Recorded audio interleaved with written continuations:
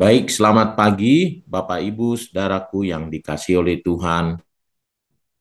Firman Tuhan yang kita mau renungkan pagi hari ini, judulnya adalah, judulnya agak menarik ini ya. Anak Tuhan kok lebih susah ya dari yang bukan?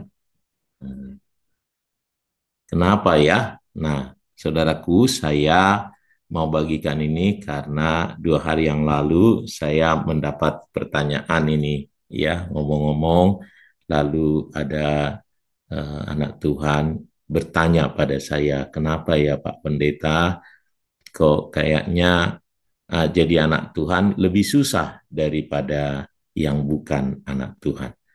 Nah, apakah ini benar? Ya, tentu untuk menilainya, nah kita harus ganti kacamatanya. Ya, nah saya bagikan waktu itu, ya seseorang teman saya yang bukan anak Tuhan berkata, kayaknya saya yang lebih berbahagia dari Pak Oscar katanya. Kenapa? Karena dia bilangin, saya boleh merokok dengan bebas, Bapak tidak boleh merokok. Saya boleh eh, minum-minum dengan bebas. Bapak tidak boleh. Jadi saya lebih merdeka. Nah, itu kacamatanya yang salah.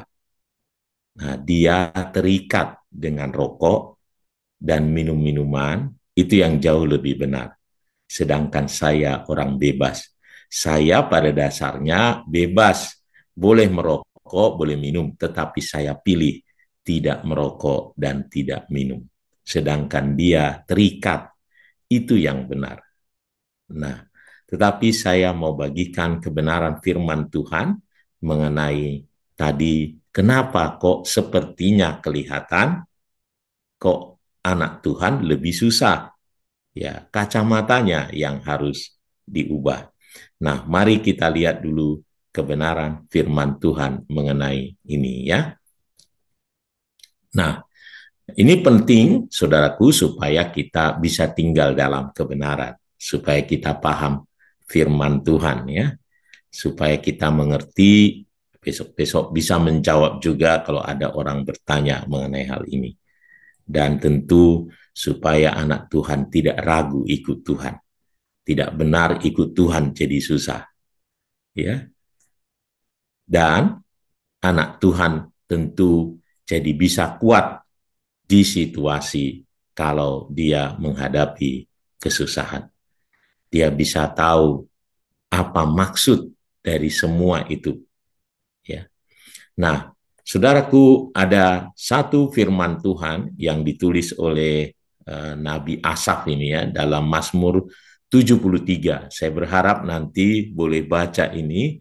Nah, sebenarnya Asaf ini sudah bertanya sebelumnya, ribuan tahun sebelumnya dia sudah melihat ini dan bertanya kepada Tuhan ya. Nah, dia katakan nih mulai ayat 3 sampai 5 dan nanti panjang ini sebenarnya sampai ayat belasan, dia semua ungkapkan ketidakterimaannya. Kok sepertinya lebih baik orang fasik daripada orang yang dipilih oleh Tuhan ini. Sebab aku cemburu kepada pembual-pembual kalau aku melihat kemujuran orang-orang fasik. Sebab kesakitan tidak ada pada mereka. Sehat dan gemuk tubuh mereka. Mereka tidak mengalami kesusahan manusia dan mereka tidak kena tulah seperti orang lain. Dan masih panjang lagi. Ya. Tetapi kalau di ayat 23-nya dan seterusnya mulai dia melihat kebenarannya, tetapi aku tetap di dekatmu. Engkau memegang tangan kananku. Dengan nasihatmu engkau menuntun aku dan kemudian engkau mengangkat aku ke dalam kemuliaan. Nah, Asaf, saudaraku, adalah seorang nabi ya dari Lewi diangkat oleh eh, Daud, saudaraku, ya menjadi pemimpin pujian.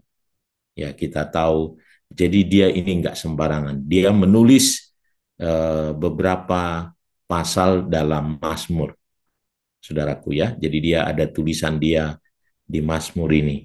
Jadi dia seorang nabi, tetapi dia juga sempat menanyakan seperti tadi yang ditanyakan, yang saya sampaikan oleh teman saya tadi ya. Ya. Dia melihat kok sepertinya ya, jadi anak Tuhan kok lebih susah. Tetapi akhirnya dalam perjalanannya Asap mengerti, ya, oh ternyata tidak, saya yang salah melihatnya. Ya. Nah, mari kita lihat dulu mengapa pandangan kita harus ganti kacamata kita dalam melihat ini semua ya. Nah, yang pertama, ini Asap ini kalau kita baca di ayat 23 dan seterusnya itu akhirnya menyadari ya bahwa kemakmuran orang fasik hanyalah sementara, sedangkan orang benar memiliki pengharapan kekal di dalam Tuhan. Jadi ya, sebenarnya ini karena belum selesai. Waktunya tiba, mereka akhirnya hilang lenyap. Ya. Ingatlah bahwa apa yang tampak di dunia ini bukanlah gambaran akhir. Kehidupan orang fasik mungkin tampak lebih mudah sekarang. Kelihatannya begitu, tetapi tanpa Tuhan, mereka tidak memiliki pengharapan kekal. Ini kesimpulan dari Asaf ini. Ya, ternyata mereka sebentar aja, sementara saja, dan kita memiliki. Itu sebabnya di lanjutannya ada lagu itu, sekalipun dagingku habis lenyap. Nah itu tulisan Asaf itu. Bagianku tetaplah Allah selama-lamanya. Wow, luar biasa. Ya. Nah, yang kedua, alasan kedua, ini kacamata kita harus ganti, janji Tuhan adalah berkat rohani dan bukan kenyamanan duniawi. Ya. Ingat ini berkat rohani.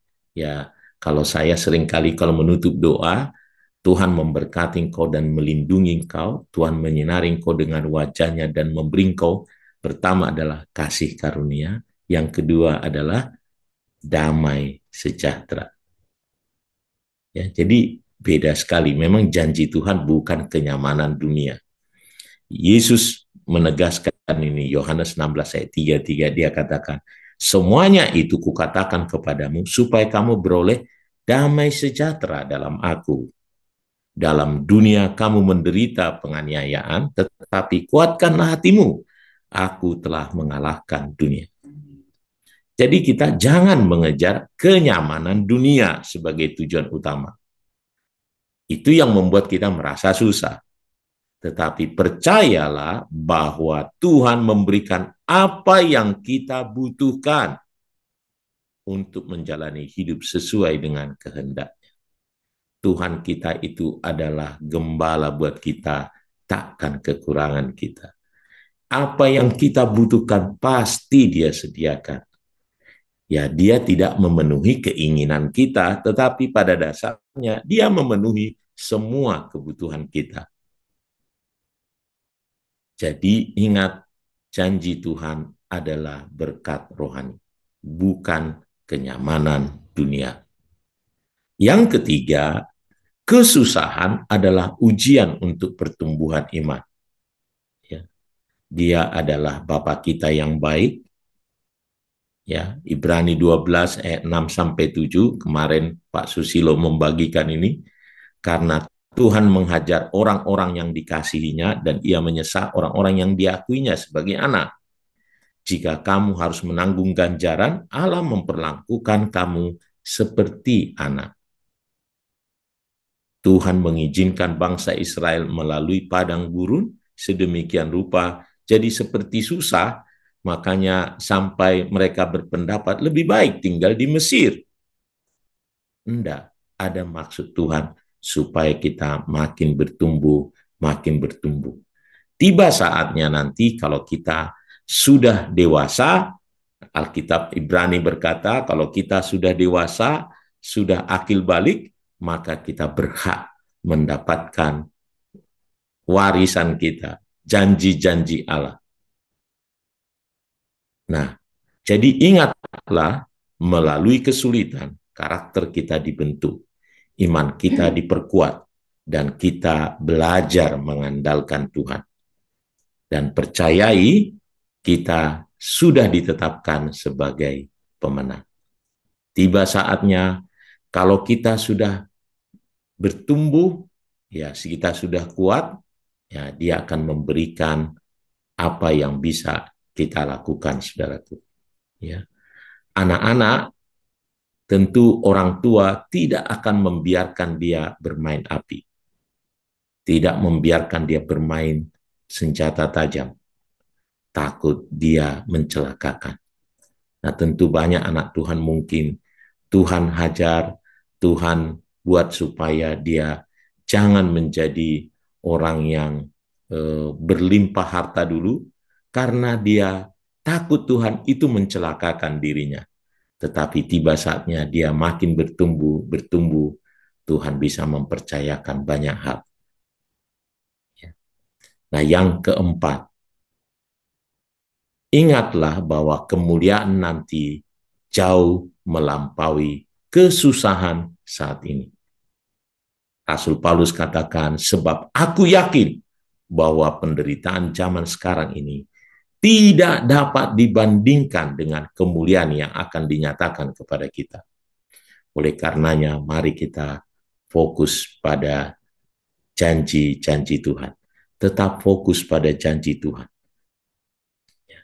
Semua penderitaan di dunia ini hanyalah sementara dan tidak sebanding dengan sukacita kekal yang akan kita alami bersama Tuhan. Ya. Nah, mari Bapak Ibu, biar ini menjadi menjadi satu kebenaran yang kita terima, sehingga kacamata kita ganti, sehingga kita nggak berkata lagi susah mengikut Tuhan. Ya. Mengikut Tuhan adalah satu kebahagiaan, bahkan tak terhitung kalau kita melihat dengan kacamata yang benar. Tuhan Yesus memberkati kita semuanya. Mari kita berdoa.